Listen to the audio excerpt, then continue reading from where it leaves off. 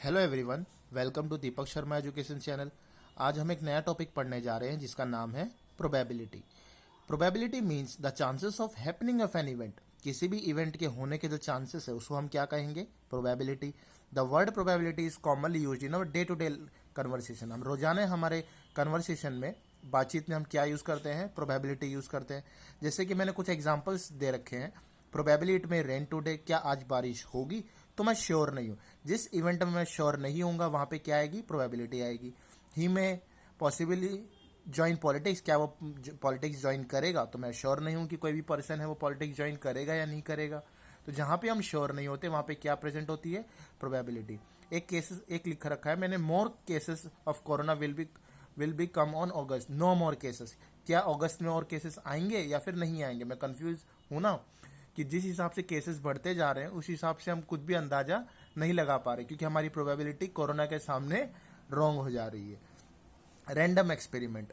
अभी प्रोबेबिलिटी को समझने के लिए हम कुछ टर्म्स का यूज करेंगे, जो ये टर्म्स जो हैं हमारे वर्ड प्रॉब्लम्स को सॉल्व करने में हमारी हेल्प करेंगे।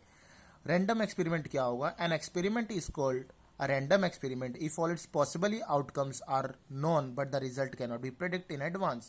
मतलब रैंडम एक्सपेरिमेंट का मतलब ये होता है कि जो आउटकम आएगा वो तो हमें पता है कि आउटकम ये आने वाला है आउटकम, लेकिन जो रिजल्ट हम प्रिडिक्ट पहले से नहीं कर सकते। रैंडम एक्सपेरिमेंट मतलब मैंने कोई जो कॉइन्स हैं दोनों मैंने थ्रो कर दिए रैंडमली, हेड आएगा या टेल आएगा मुझे थोड़ी ना पता है क्या आने वाला है, पर मुझे इतना पता है हेड या तो टेल दोनों में से कोई भी एक आएगा। तो उस कंडीशन को हम क्या बोलेंगे? Random experiment. फिर नेक्स्ट टर्म है हमारा इवेंट। इवेंट क्या होगा?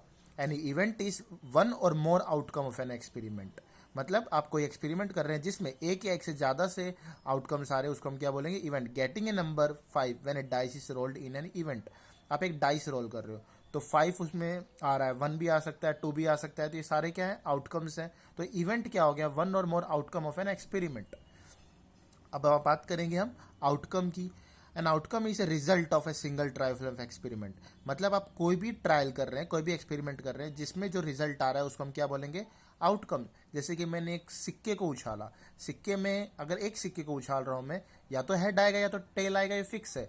आना तो है ही, या तो हेड आएगा या तो टेल आएगा। आउटकम आपको पता चल गया आउटकम क्या है। जो आउटकम मतलब हेड आया वो भी आउटकम है, टेल आया वो भी आउटकम है, पर आएगा जरूर वो हमें पता है। जैसे गेटिंग ए हेड और tail when a tossing a coin.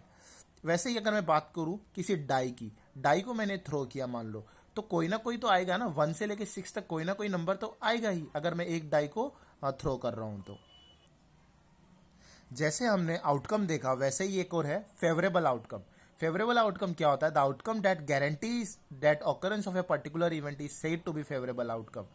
मतलब फेवरेबल का मतलब क्या है? जैसे कि आप एक कॉइन को टॉस कर रहे हो, ठीक है, आपने कॉइन को टॉस किया तो आपको पता है कि एक हेड है और एक टेल है, वो आने आएंगे ही, हमें गारंटी है।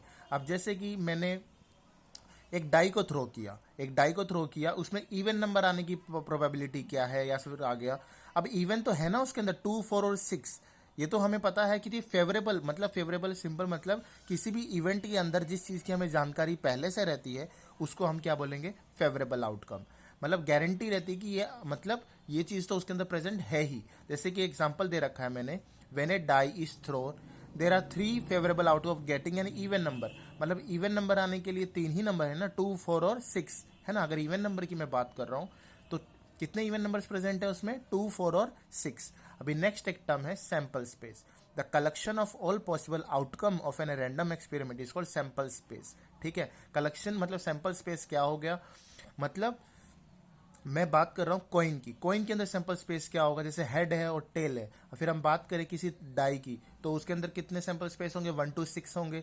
फिर मान लो मैं किसी बैग के अंदर मैंने 3 कलर्स की बॉल्स डाल रखी है, येलो, रेड और ग्रीन, तो 3 ही बॉल है ना। अगर मैंने 3 बॉल उसके अंदर सेटअप कर रखी है तो 3 ही बॉल होंगे। तो सैंपल स्पेस आपको पता चल गया। जो कलेक्शन रहता है ना डाटा का हमारे पास, उसको हम क्या बोलेंगे? Sample space. अभी नेक्स्ट एक टाइप है डिस्ट्रीब्यूशन ऑफ प्लेइंग कार्ड्स। जो कार्ड्स हम लोग अभी जो प्रोबेबिलिटी के जो क्वेश्चंस आप देखेंगे तो उसमें 3 वैरायटी आपको देखने को मिलेगी। लेवल्स इसमें बहुत कॉम्पिटिटिव एग्जाम्स में भी प्रोबेबिलिटी के क्वेश्चंस पूछे जाते हैं, पर इनका लेवल्स जो है अकॉर्डिंग टू एग्जाम होता है। अभी मैं क्वेश्चंस की बात कर रहा था कि की प्रोबेबिलिटी हमारे कॉम्पिटेटिव एग्जाम्स में भी देखने को मिलेगी, पर 3 से 4 टाइप की वैरायटीज इसमें देखने को मिलती है। पहले क्वेश्चन पूछा जाता है किसी कॉइन्स के ऊपर, डाइस के ऊपर, देन प्लेइंग कार्ड्स के ऊपर, और फिर एक नेक्स्ट आता है बॉल्स के ऊपर, जो कलरिंग बॉल्स होती हैं उनके ऊपर। अब हम पढ़ेंगे डिस्ट्रीब्यूशन ऑफ प्लेइंग कार्ड्स, जो कार्ड्स जो है वो किस तरह से डिस्ट्रीब्यूट किए गए। आपने देखा होगा जो कार्ड आते हैं, ठीक है, जो सभी कार्ड खेलते हैं ना प्लेइंग कार्ड्स, उसमें सेट कितने का होता है, 52 कार्ड्स होते हैं टोटल, पर उसके अंदर 4 टाइप के कार्ड्स आपको देखने को मिलेंगे, diamond, heart, club and spade. तो हर टाइप के कार्ड्स कितने होंगे टोटल, 13 के सेट्स होंगे। तो ऐसे 13 4 जार कितना हो गया हमारा 52, मतलब 13 कार्ड्स आपको डायमंड के देखने को मिलेंगे, 13 कार्ड्स आपको हार्ट के देखने को मिलेंगे, और 13 कार्ड्स आपको क्लब के देखने को मिलेंगे। मतलब 13 कार्ड्स की बात करूं मैं तो 13 कार्ड्स आपको डायमंड के, 13 कार्ड्स हार्ट के, 13 कार्ड्स क्लब के, और 13 कार्ड स्पेड के। तब जाके हमारे टोटल कितने कार्ड्स होंगे, ये 52 कार्ड्स होंगे। तो अभी हमने डिस्ट्रीब्यूशन देखा। तो एक चीज और मैं बता दूं आपको, प्रोबेबिलिटी को किससे डिनोट किया जाता है, P ऑफ E। आप देख पा रहे हैं स्क्रीन में जो ब्रैकेट के अंदर P ऑफ E लिखा हुआ, उसको हम प्रोबेबिलिटी को किससे डिनोट करेंगे, P ऑफ E से। ठीक है, फॉर्मूला क्या निकल के आता है यहाँ से, total number of favourable outcome upon total number of possible outcomes. ठीक है, फेवरेबल का पता चल गया हमें और पॉसिबल का पता चल गया। एक एग्जांपल मैंने आपके सामने दे रखा है, अ dice is rolled, find the probability of getting an even number. एक डाई है, एक डाई को हम रोल कर रहे हैं, तो उसमें प्रोबेबिलिटी बताइए इवन नंबर आने की। आपको सभी को पता है एक डाई के अंदर टोटल कितने नंबर्स हैं, 6 नंबर है। तो ये हमारे फेवरेबल आउटकम्स हो गए, 6 नंबर्स हमें पता है। पर इवन की बात करें कि इवन कितने हैं, 2 4 6 फेवरेबल्स हो गए। सैंपल स्पेस करेंगे तो 1 से लेके 6 तक। तो हमारा फॉर्मूला क्या है, total number of favourable outcomes. तो टोटल कितने हैं, इवन कितने हैं, 3 हैं। ठीक है, और फेवरेबल कितने हैं, 3 हैं, सॉरी, फेवरेबल आउटकम्स कितने हैं, 3 हैं, और total number of possible outcomes कितने हैं, 6। तो हमारी प्रोबेबिलिटी कितनी हो गई, 3/6। तो 3/6 मतलब 1/2। ऐसे ही अगर कोई क्वेश्चन मान लीजिए हेड या टेल का आ गया, कि एक कॉइन को आप उछाल रहे हैं तो हेड आने की प्रोबेबिलिटी क्या होगी, तो हमें पता है कि फेवरेबल आउटकम कितना होगा हमारा 1, और टोटल आउटकम कितना होगा 2। तो प्रोबेबिलिटी कितनी हो गई 1/2। हेड आने की प्रोबेबिलिटी कितनी हो गई 1/2। अगर मुझे वैसे टेल की फाइंड आउट करनी है तो भी कितनी होगी 1/2। आप एक चीज़ अब हमेशा याद रखिए, प्रोबेबिलिटी जो है 0 से 1 तक वो लाई करेगी, और टोटल जो है उसका कंक्लूजन 1 होता है। जैसे कि आप ऐड कर लीजिए 1/2 हेड का और 1/2 टेल का, तो कितना हो गया ये 1।